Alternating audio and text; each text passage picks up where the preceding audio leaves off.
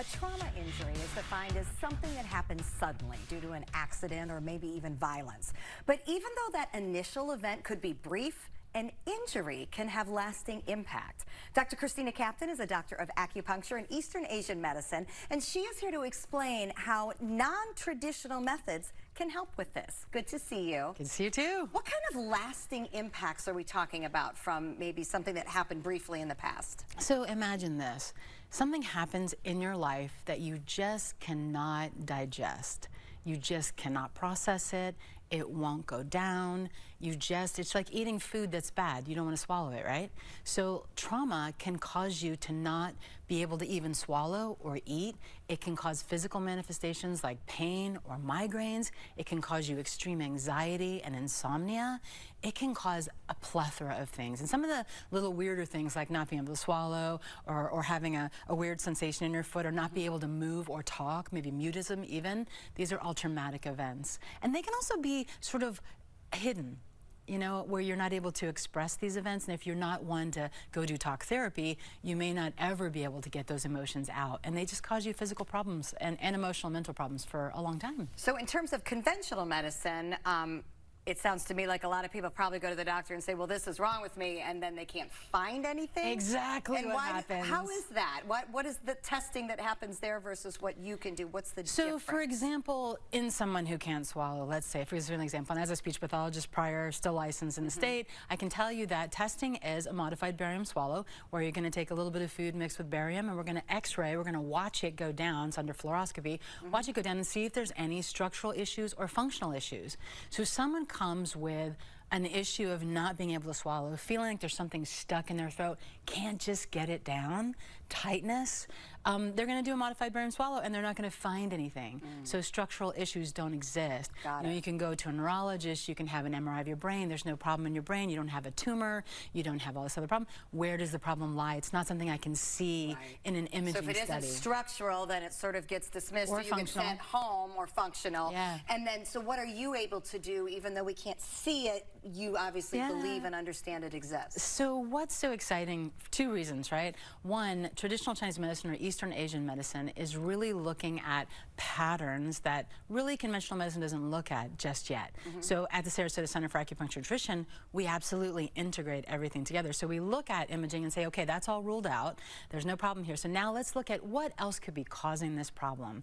And many times it's a mental, emotional issue or trauma that's causing that, that's manifesting in a physical issue.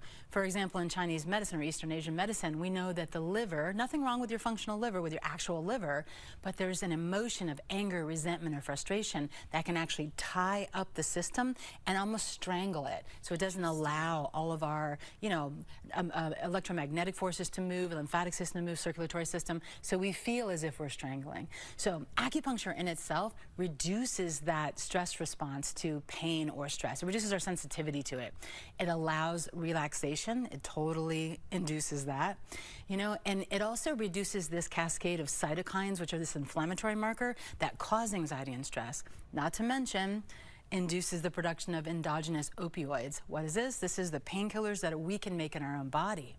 Right? So that you don't need the other kind. And all your neurotransmitters in your brain, your dopamine, your serotonin, your GABA, all balanced out, make you feel super good during an acupuncture session. It also can release this underlying suppressed emotion, where you might have to go to talk therapy for a while for it or do something specialized. This actually allows you to release it while you're on the table. Many people say, why did I cry during acupuncture? So interesting. That's why. Because we keep so many things bottled up, so this is a way to sort of release the things that we might be holding on to. In a safe way. In a safe way. In fact, one of your patients talked about the release that she was able to feel. Let's take a look. Originally, I came because I had had several traumatic events in my life in a short period of time, and I all of a sudden could not swallow. And for about 2 months, I could not eat. It was hard to swallow water, like I could not swallow, right? So I went to all different kinds of doctors, had x-rays done, swallowing tests. Nobody could figure out what was wrong with me. And a friend of mine suggested acupuncture. I said, yeah, I'll try anything at this point. And within 3 sessions, I was almost, I would say 75% back to normal. And it completely changed everything for me. What I love the most about Dr. Captain is that she's very personable, very friendly, and very attentive. Being a patient of Dr. Captain gives me a lot of hope for whatever issues are happening with me, that I can get through it and it not be a traumatic event for me.